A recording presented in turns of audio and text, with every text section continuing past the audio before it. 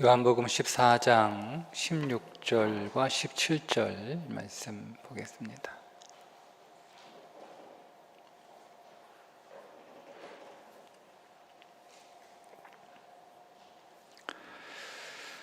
자, 우리 함께 읽어볼까요? 시작.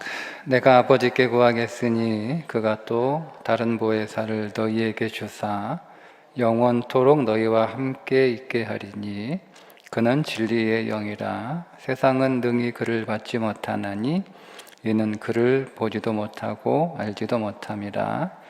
그러나 너희는 그를 아나니 그는 너희와 함께 거하시며 또 너희 속에 계시겠음이라. 아멘.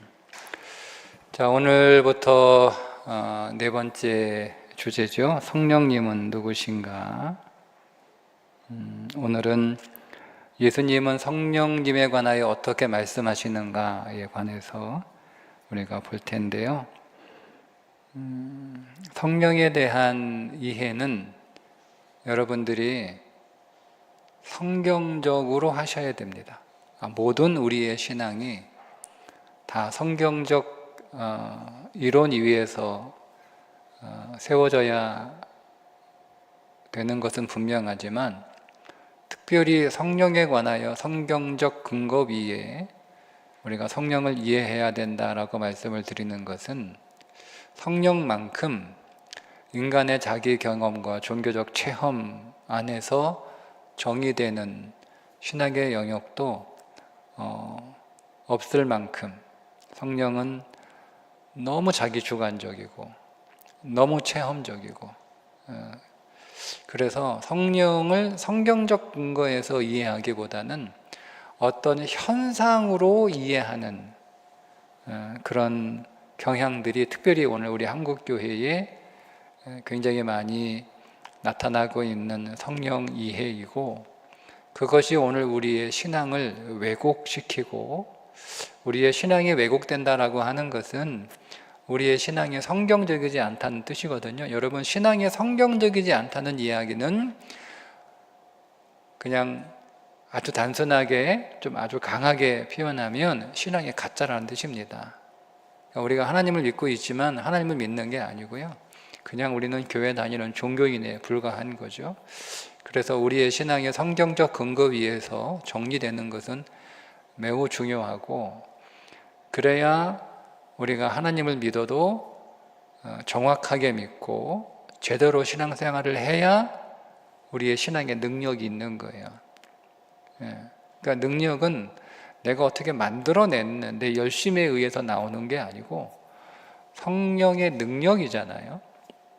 그러니까 우리가 성경적으로 오늘 우리의 신앙을 잘 정리해서 그 위에서 우리의 신앙생활을 하게 되면 우리에게 임하는 그 능력을 여러분 경험하게 되실 텐데요. 그래서 앞으로 몇 주간 걸쳐서 3주 혹은 4주가 될 것 같은데, 성령님, 우리가 작년 2024년에 성령론에 관하여 한번 다루었던 적이 있죠. 그거보다 조금 이렇게 높은 버전이다라고 생각하시면 되겠습니다. 먼저 성령 하나님의 성경적 근거, 여러분 나누어드린 교재 요한복음 14장 16절 17절 오늘 우리가 본문으로 읽었던 말씀인데 제가 한 번 더 읽어보겠습니다. 내가 아버지께 구하겠으니 그가 또 다른 보혜사를 너희에게 주사 영원토록 너희와 함께 있게 하리니 그는 진리의 영이라. 세상은 능히 그를 받지 못하나니 이는 그를 보지도 못하고 알지도 못함이라. 그러나 너희는 그를 아나니 그는 너희와 함께 거하시며 또 너희 속에 계시겠습니다. 이 두 절이 성경에 관한 대부분의 내용들을 다 담고 있는 말씀이다, 이렇게 우리가 보면 되겠습니다. 그 다음 요한복음 14장 26절에 보면 우리 한번 읽어볼까요? 보혜사 곧 아버지께서 내 이름으로 보내실 성령, 그가 너희에게 모든 것을 가르치고 내가 너희에게 말한 모든 것을 생각나게 하리라. 요한복음 14장 16절 17절에서도 성령을 진리의 영 이렇게 부르고 있고 26절에서도 성령이 모든 것을 가르쳐 주시고 또 예수님이 우리에게 말씀하신 것을 생각나게 하시는 분이 성령님이다 이렇게 말씀하고 있습니다.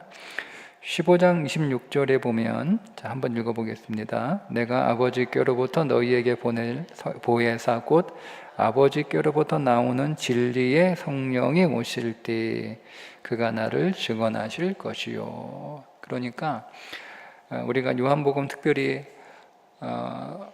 그 14장, 15장 이렇게 성령님에 관하여 예수님이 하신 말씀들을 읽어볼 때 성령이라고 하는 단어에 보통 우리가 집중하고 그 앞에 있는 단어들을 우리가 조금 이렇게 무심코 지나갈 수 있는데요.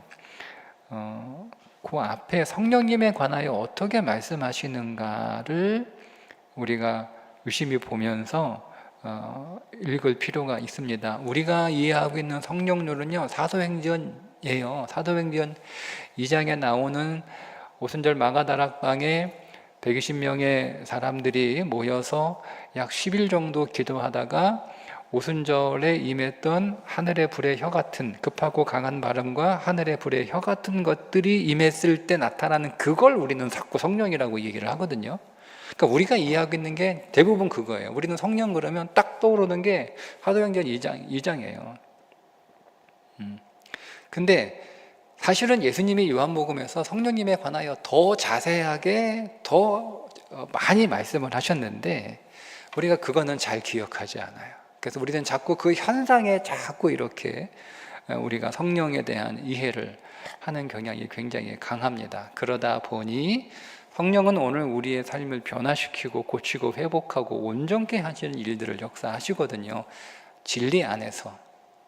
그러니까 제가 오늘 진리의 영, 예수님이 성령님에 관하여 별명 하나를 붙여주셨는데 제가 이거는 굉장히 2024년에도 말씀을 드리는 것처럼 성령님의 별명이 진리의 영이에요. 그러니까 예수님의 성령님을 별명을 하나 붙여주셨는데 진리의 영이라고 별명을 붙여주신 거예요. 그러니까 그 정도로 예수님은 성령과 진리, 즉 성령과 말씀을 하나처럼 그렇게 이해하고 계시다는 것을 우리가 좀 주목해서 볼 필요가 있습니다.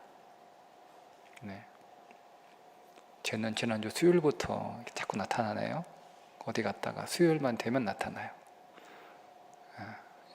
무슨 나방 하나 가지고 막 내 앞에도 하는데 수요일만 되면 나타나요. 그죠, 권사님? 지난주 수요일도 그런데 오늘도 수요일 날 또 왔네요. 반갑습니다. 자,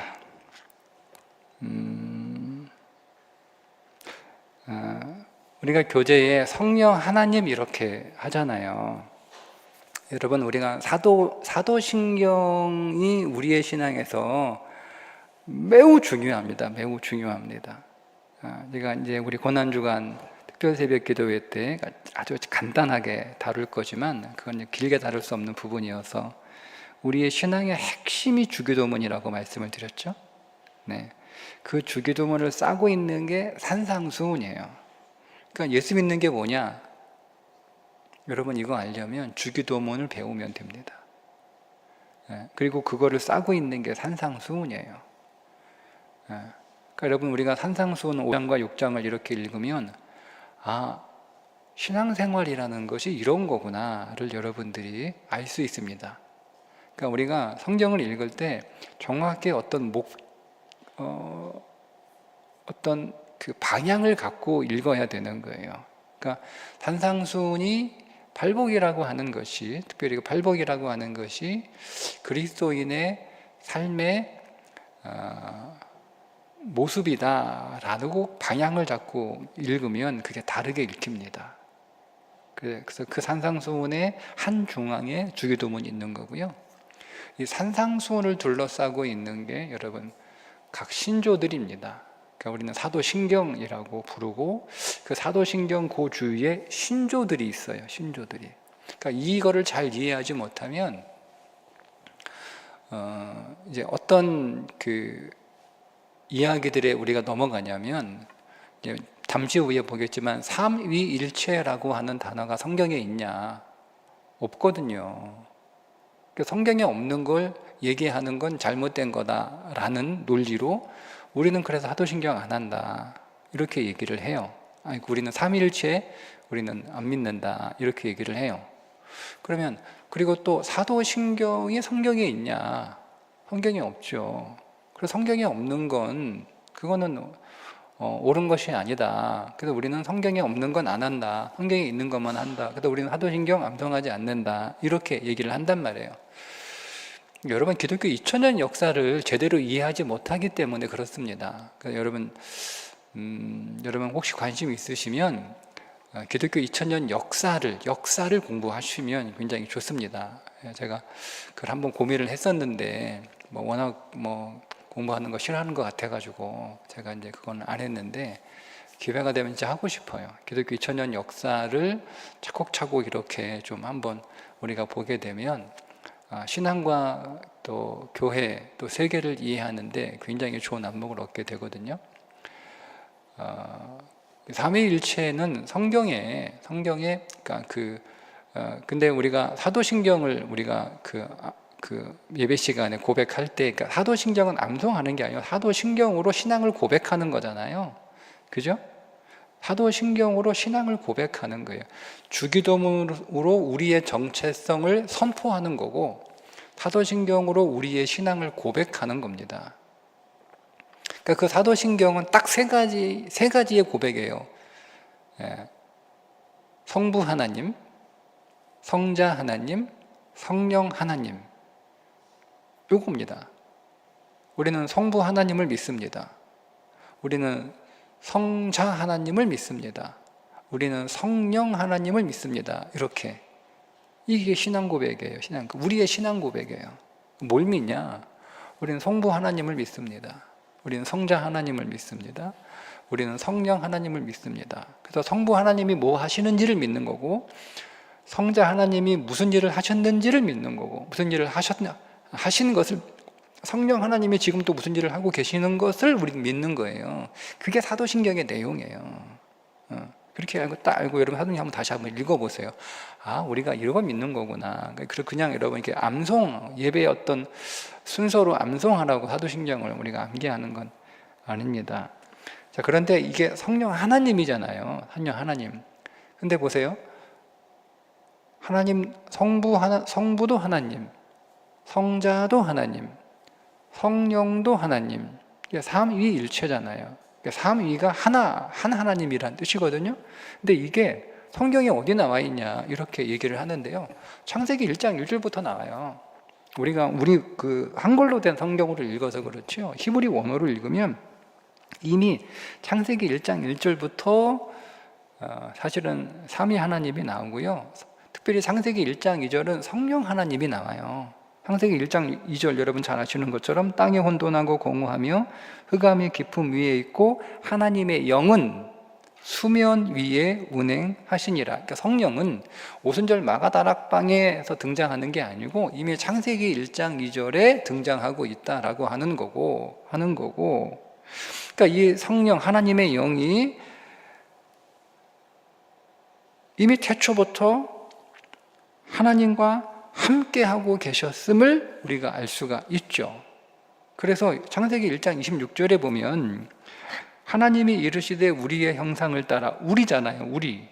하나님이 이르시되 내 형상을 따라 이렇게 말씀하신 게 아니고 우리의 형상을 따라 우리의 모양으로, 내 형상을 따라 내 모양으로 이렇게 말씀하신 게 아니란 말이에요. 우리의 형상을 따라 우리의 모양대로 우리가 사람을 만들고 그들로 바다의 물고기와 하늘의 새와 가축과 온 땅과 땅에 기는 모든 것들을 다스리게 하자, 이렇게 말씀하고 있는데 보세요.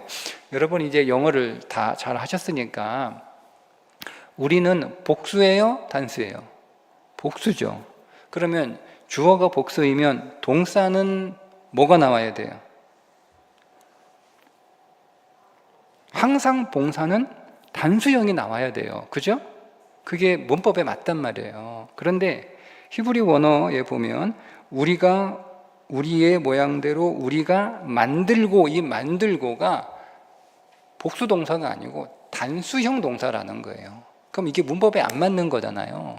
하나님이 문법 몰라가지고 이렇게 말씀하셨겠습니까?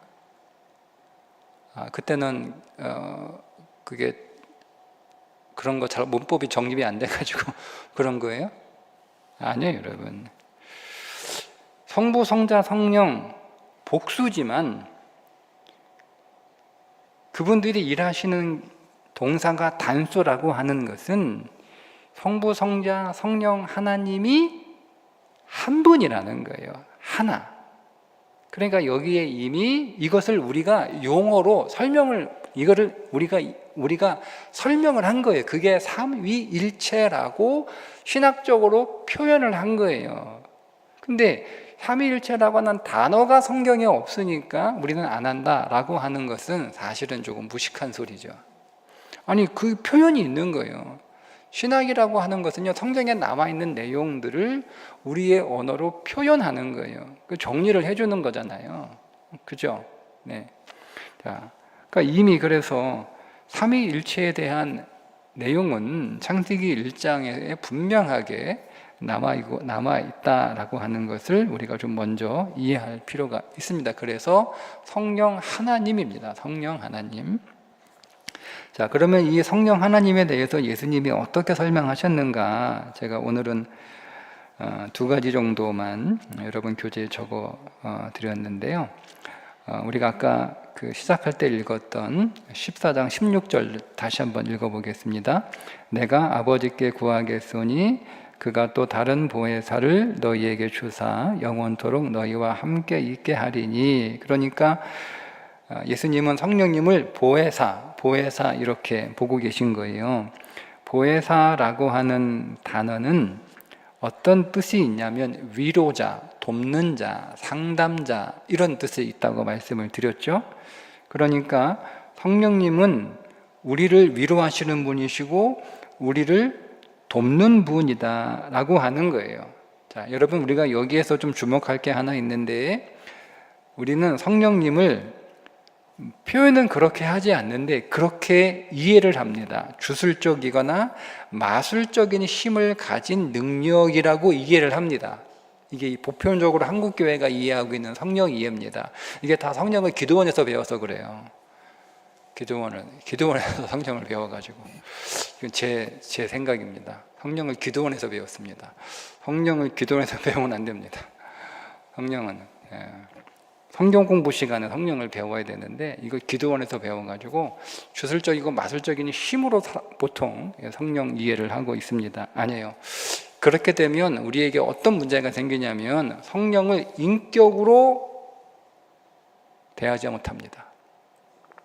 여러분, 성령님이 우리를 위로하시고 우리를 도와주시고 우리와 상담하신다라고 하는 이야기는요, 그분은 인격이라는 뜻이에요. 인격. 그러니까 여러분, 인격이 아닌 존재가 여러분 우리를 위로할 수 있을까요? 인격이 아닌 존재가 우리를 상담할 수 있을까요? 그러니까 천지를 창조하신 그 성부 하나님이 인격이신 것처럼 십자가의 죽음으로 우리를 구원하신 성자 하나님이 인격이신 것처럼 성령 하나님도 인격이라는 거예요.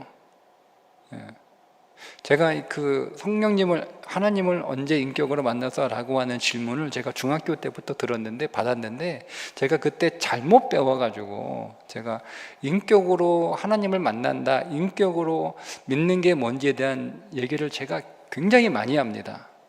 그러니까 저는 중학교 때 선배들한테 너 예수님 인격적으로 만났어? 여러분, 이렇게 질문을 받으면 그게 무슨 뜻이냐면 성령 체험했냐? 이런 뜻이었어요. 그렇게 배웠어요. 그렇게 선배들한테.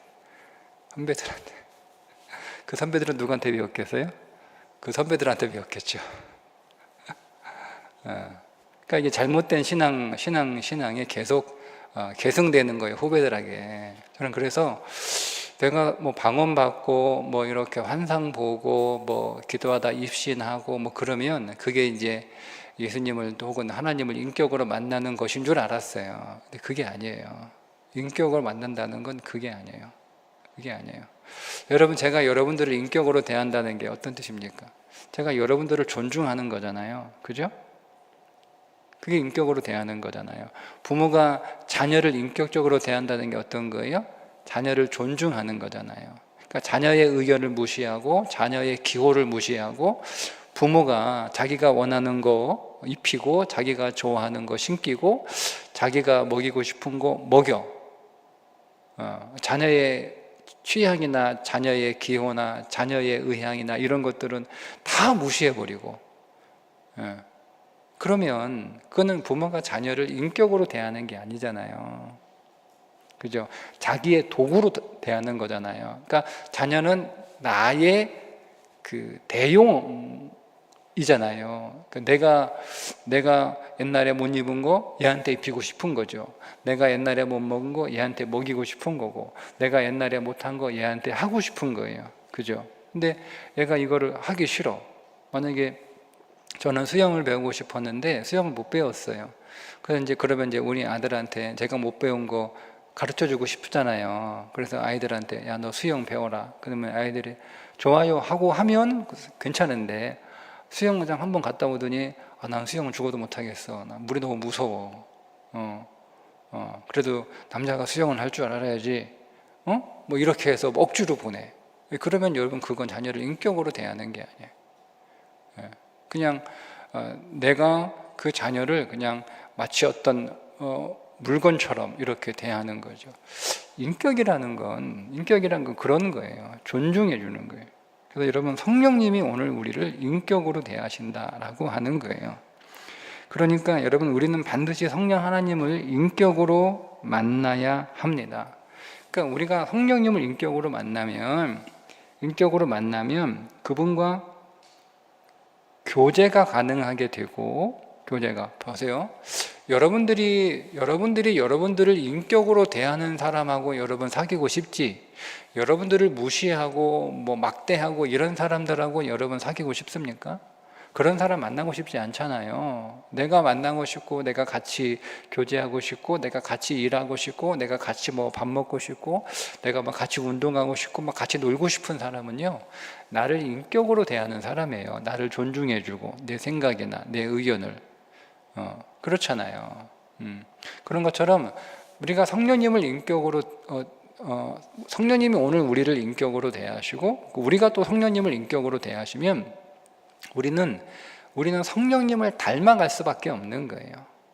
그래서 우리가 성령님과 교제하고 싶어지고 성령님과 사귀고 싶어지는 그런 마음 안에서 그분과 교제를 하게 되면 우리는 그분을 닮아가는 그런 성령의 사람이 될 수 있다. 그래서 뭐가 성령 충만한 사람이냐? 저는 중고등학교 때요, 막 방언하고 막 크게 막 이렇게 통성으로 기도하고, 나도 한번 입신해 봤으면 좋겠다. 막 다들 입신을 하는데 나만 막 멀뚱멀뚱 있고 막 이래서 우리 그 중고등학교 때 입신한 친구들은 완전히 영웅이었어요. 여기도 그랬을걸요? 뭐 전국교회가 다 그랬으니까 뭐 우리 교회만 그랬겠어요? 여기도 그랬겠지. 네.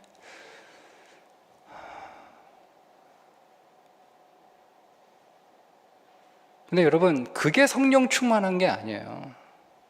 성령 충만이라고 하는 것은 그 인격이신 성령이 우리 안에서 우리를 인격이 있는 사람으로 만들어가. 나의 삶을 통해서 내 언어나 내 행동이나 내 삶이나 내 이 모든 일들을 통해서 주님의 인격이 배어 나오면, 즉 성령님인 위로하고 돕는 분이시니까 우리가 성령으로 충만하면 우리 역시 그분의 인격을 닮아서 우리도 도와주는 사람, 위로해주는 사람, 상담해주는 사람. 상담해주는 건 가르치는 게 아니에요, 여러분. 상담을 막 이렇게 가르치는 거라고 생각하시면 안 돼요. 상담은 들어주는 거예요. 들어주고 공감해주는 거예요. 공감해주는 거예요. 그러니까 상담을 우리는 자꾸 이렇게 선생 노릇하려고 이거 상담이라 생각하거든요. 이거 좀 잘못된 생각이에요. 여러분 상담 안 받아보셨죠? 상담 한번 받아보세요. 상담을 받는 사람은요, 내방자를 가르치지 않아요. 들어요. 계속 들어요. 계속 들어요. 그리고 질문을 해요. 그게 상담이에요. 그걸 인격으로 대하는 거예요. 우리가 자꾸 이거 틀렸어, 이게 맞아, 잘못된 거야, 내가 해봤는데 그건 아니야. 이건 성령의 인격이 아니에요. 들어주는 거죠. 아, 그렇구나, 그럴 수 있겠구나, 그랬겠구나. 그때는 뭐 기분이 어땠어? 그때는 어떤 생각이 들었어? 뭐가 떠올랐어? 이게 상담하는 거예요. 그러니까 우리가 성령님과 오래 교제하고 또 그 영으로 충만하게 되면 우리 안에 돕는 인격, 위로하는 인격, 상담하는 인격이 우리 안에 나온단 말이에요. 그때 아, 저 사람이 성령으로 충만하구나, 이렇게 말할 수가 있는 거예요. 두 번째는 진리의 영이라고 17절에 말씀을 하시죠. 그는 진리의 영이라 세상은 능히 그를 받지 못하나니. 자, 보세요. 세상은 진리의 영을 받지 못해요. 굉장히 중요한 여러분 말씀 아닙니까? 세상은 진리의 영을 받지 못한대요. 이건 제가 미리 말씀을 하면 진리는 말씀이잖아요. 그죠? 그러니까 세상은 말씀에 순종할 수가 없어요. 그러니까 여러분 말씀 순종을 대수롭지 않게 생각하시는 경향이 우리 보통 성도들에게 있거든요. 그러니까 그거는 세상이기 때문에 그런 거예요. 세상이기 때문에.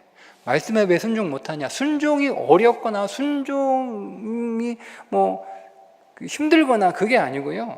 내가 세상이기 때문에 순종하지 못하는 거예요. 왜요? 말씀하잖아요. 세상은 능히 그를 받지 못하나니. 그를 보지도 못한대요. 그를 알지도 못한대요. 그러나 누구는 알아요? 너희는 그를 아나니. 너희는 알아요. 그러니까 이거는 그리스도인들만 아는 거예요. 거듭난 자들만 아는 거예요. 제가 우리 그리스도인들이기보다는 좀 중생한 자라고 표현하는 게 오히려 더 전달이 잘 되겠네요. 중생한 자들, 거듭난 자들만 알 수 있어요. 너희와 함께 거하시면, 누구와 성령님이 진리의 영으로 누구와 함께 하냐면 거듭난 자들, 중생한 자들과 함께 하시는 거예요. 아무하고나 함께, 교회 다니는 사람하고 함께 있는 게 아니에요. 거듭나고 중생한, 그게 그리스도인이잖아요. 교회 다니는 사람이 그리스도인 아니에요. 거듭나고 중생한 자가 그리스도인인 거예요. 또 너희 속에 계시대요. 자, 말씀하신 것처럼 예수님이 진리의 영이다라고 이렇게 성령을 별명을 붙여 주셨는데, 자, 보세요.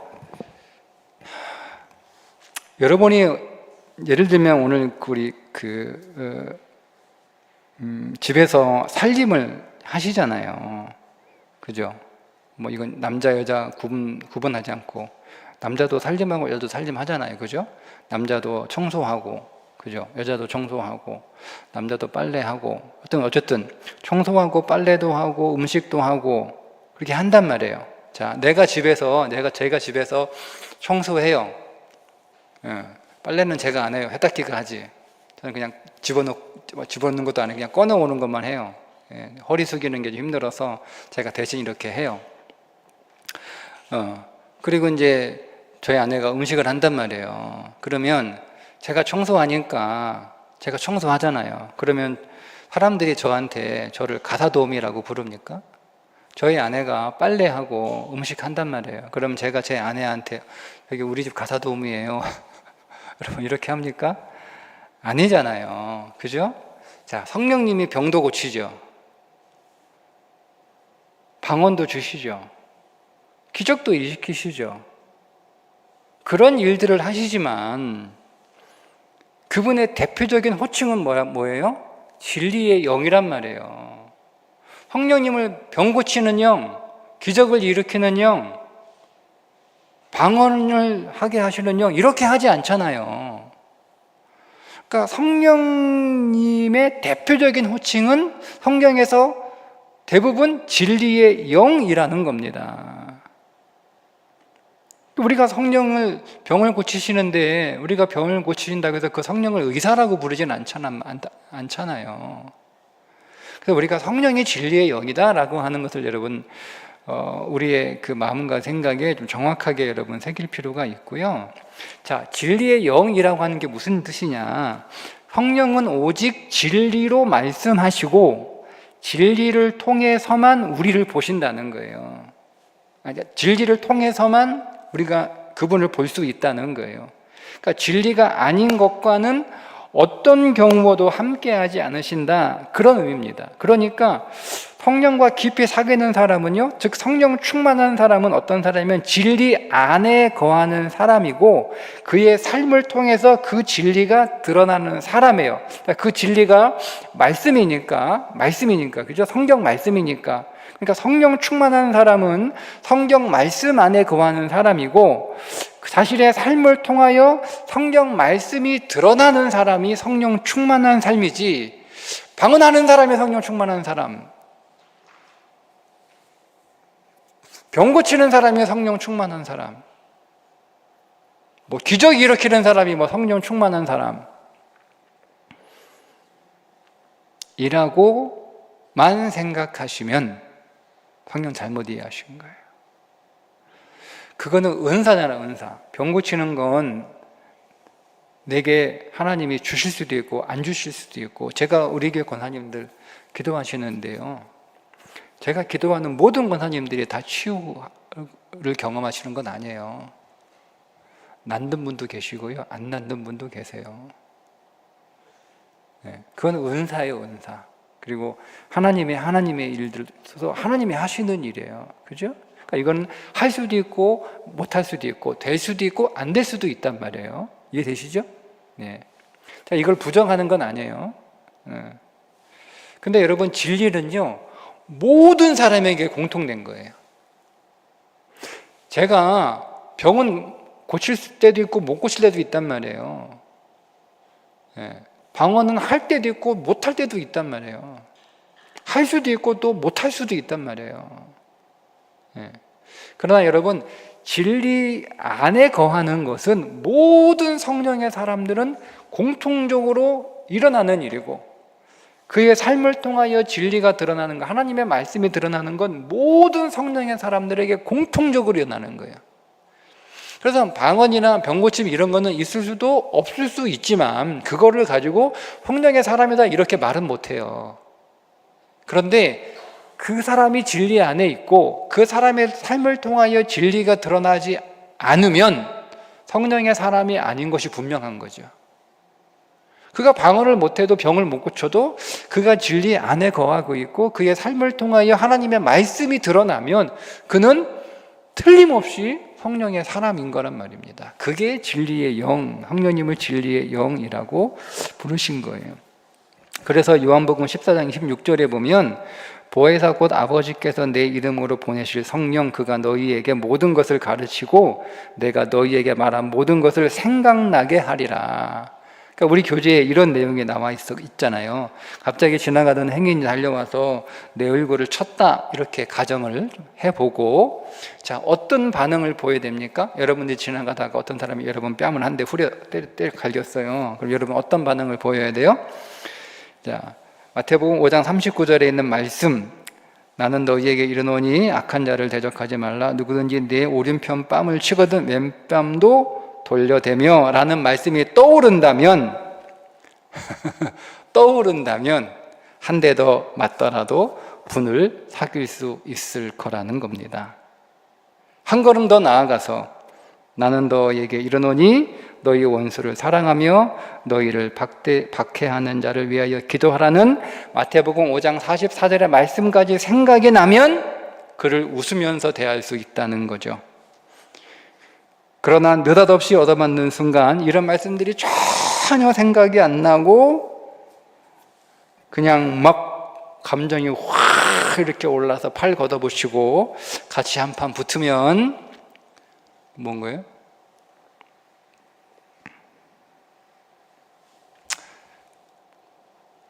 불신자와 다를 바가 없다, 이렇게 떴어요, 우리 책에는. 뭐 거듭나지 않았다 이렇게 말할 수는 없잖아요. 불신자와 뭐가 다르냐? 그렇다면 교회 다니는데 교회 안 다니는 사람하고 뭐가 다르냐? 이렇게 적었습니다. 자, 그래서 이게 쉽지 않아요. 그래서 여러분, 우리는 항상 성령님의 도우심을 간구할 수밖에 없는 거예요. 항상 말씀의 순간이 탁 안 떠오를 수 있죠. 그죠? 근데 여러분, 우리는 이거는 할 수 있잖아요. 주님 부르면서 말씀하옵소서, 말씀해 주세요. 이렇게 기도할 수는 있잖아요. 그죠? 네. 그 다음 성령님이 하시는 사역이 뭐냐면 책망하시는 사역이에요. 책망. 요한복음 16장 7절과 8절에 그러나 내가 너희에게 실상을 말하노니 내가 떠나가는 것이 너희에게 유익이라. 내가 떠나가지 아니하면 보혜사가 너희에게로 오시지 아니할 것이요 가면 내가 그를 너희에게 보내리니 그가 와서 죄에 대하여 의에 대하여 심판에 대하여 세상을 책망하시리라. 자, 제가 한 대 맞았어요. 그러면 제가 성령 충만한 사람이라면 그 말씀이 떠올라야죠? 그죠? 왼밤도 여기도 한 대도 때려주세요. 이렇게. 예? 예. 그리고 원수를 사랑하고 박해하는 자를 위해 기도하는 말씀이 떠올라야 되는잖아요. 그게 안 떠올랐어요. 안 떠올랐어. 그래가지고 나도 팔 걷어붙이고 한판 했어요. 자, 그러면 그 다음 성령이 하시는 일이 책망하시는 거예요.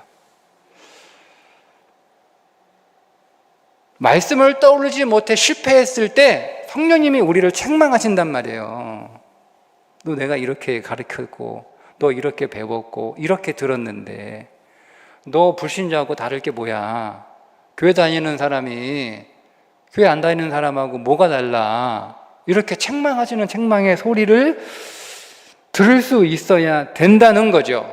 근데 그런 책망을 내가 못 듣는다. 인격이시잖아요. 못 듣는 게 아니에요. 안 들으려고 하는 거예요. 인격이시기 때문에 내가 안 들으려고 하면 2번 말씀하지 않으세요. 그게 인격이에요. 그러면 안 들리면 내가 안 듣겠다는 거예요. 안 들으려고 작정을 한 거예요. 예. 그러면 이제 거기서 끝이에요. 자, 근데 꾸중을 들으면 맞아. 내가 그렇게 배웠지.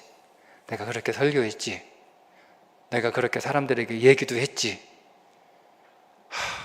죄송합니다. 제가 잘못했네요. 자, 이렇게 하면 그 다음 성령님이 하시는 게 있어요. 그러니까 꾸중하시는 이유가 있단 말이에요. 우리를 막 부끄럽게 만들려고 꾸중하시는 게 아니고요. 우리에게 뭐 벌을 내리시려고 꾸중하는 게 아니고, 우리의 잘못을 지적하려고 꾸중하시는 게 아니고, 성령님이 우리를 꾸중하시는 이유가 있어요. 목적이 있어요. 그게 요한복음 16장 13절이에요. 진리의 성령이 오시면 그가 너희를 모든 진리 가운데로 인도하시리니 그가 스스로 말하지 않고 오직 들은 것을 말하며 장래 일을 너희에게 알리시리라. 그러니까 꾸중을 하시는 목적이 뭐예요? 우리를 진리 가운데로 인도하시는 거죠. 그러니까 우리가 하나님의 말씀이 어떤 사건 앞에서 딱 이렇게 우리 안에 성령이 그것을 생각나게 하시고 그걸 가르치시는 사역을 하시는데, 우리 안에 성령이 약해서 우리가 그것이 기억나지 않고 생각나지 않았어요. 그러면 성령이 우리를 책망하실 거란 말이에요. 책망은 듣거든요. 안 들으면 할 수 없고, 근데 또 책망했을 때 그때 회개하고 하나님 앞에, 하나님 제가 다음에 이 말씀, 이명시 말씀 꼭 기억해서 내가 이 말씀을 적용할 수 있도록 그렇게 하나님 살겠습니다. 좀 도와주세요. 저는 못하니까. 그렇게 하면 우리를 이렇게 진리 가운데로 인도해 주신단 말이에요. 그래서 성령이 꾸중하시는 건 여러분 꼭 들어야 돼요. 우리가 기억은 안 날 수 있어요. 우리의 감정이 여러분 더 크면은요, 더 크면 영이 약하면 육이 더 강해요. 그러면 우리의 감정이 훨씬 더 강하거든요. 그래서 말씀이 들리지 않아요. 그래도 그렇다 하더라도 꾸중하시는 건 우리가 여러분 들어야 됩니다. 들으려고 하셔야 됩니다. 그리고 꼭 들어야 됩니다. 왜? 그래야 진리 가운데로 인도함을 받을 수 있기 때문에 그렇습니다. 우리가 길을 잘못 들 수는 있잖아요. 길을 잘못 들 수 있잖아요. 그죠? 네. 제가 지난 주일날 그 어느 목사님하고 이제 식사하느라고 제가 한 번도 안 가본 동네에 그 가까운데 이렇게 차를 마시려고 내비게이션에 찍어가지고 가는데 차는 분명히 도착했다고 뜨거든요, 내비게이션에서는. 근데 제가 아무리 둘러봐도요 안 보이는 거예요. 그래서 저는 가끔 내비가 이제 고장이 나잖아요. 작동이 안 되잖아요. 오류가 뜨잖아요. 그래서 제가 내비가 틀렸다고 확신을 하고 제가 다른 길로 들어갔어요. 내비에 그 책망하심을 들어야 되는데 그래서 한 바퀴 돌았어. 한 바퀴 돌아가지고 그리고 계속 내비가 자꾸 이제 잘못된 길로 갔다고 하니까 이제 말 들어야 될 거 아니에요. 책망함을 듣고 이렇게 책망한 내비를 따라서 내 지식과 판단을 이제 포기하고 내비를 따라서 이렇게 오니까 아까 왔던 그 자리야. 그래서 딱 차를 세워놓고 주변을 두리번 보니까 저기서 보이는 거예요. 바로 코앞에. 네. 그러니까 여러분, 우리가 성령님의 책망이 그 목적이라니까요. 그러니까 우리는 꼭 들어야 되는 거예요. 들어야 길을 잃어버리지. 우리는 길을 잃어버릴 수 있잖아요. 그죠? 네. 길을 잃어버릴 수 있는 거예요. 길을 잃어버린 거 가지고 뭐 하나님이 크게 뭐라고 하지 않아요. 근데 하나님이 똑바로 가라. 그 길이 잘못됐다. 그 길이 아니다. 다른 길로 가라. 생명과 진리의 길로 가라라고 말씀하시는데 그 말씀을 여러분 우리가 안 듣고 외면하면 우리는 영영 그 길에서 벗어나는 거예요. 그래서 성령님이 책망하시는 것을 꼭 들어야 된다. 진리 가운데로 인도하여. 진리가 뭐예요? 진리가 뭐 하는 거예요? 진리가 너희를 자유케 하리라. 어디에서 자유? 죄와 사망의 법에서 자유해지는 거잖아요. 죄와 사망이 가져다 주는 게 뭐예요? 죄는 어둠을 가져다 주고요, 사망은 저주를 가져다 주잖아요. 우리가 길을 잃어버리면은요, 책망을 듣지 않으면 우리는 하나님의 꾸준히 귀를 막아버리면 우리는요 어두운 상태, 보지 못하는 캄캄한 인생에 머물러 있는 거고요, 저주에서 해방된 존재인데 스스로 저주 아래 있는 거예요. 아니 꺼내주셨는데 내가 안 나가게도 계속 거기 좋다고 머물러 있으면 그게 인격이라니까요. 그게 인격이에요.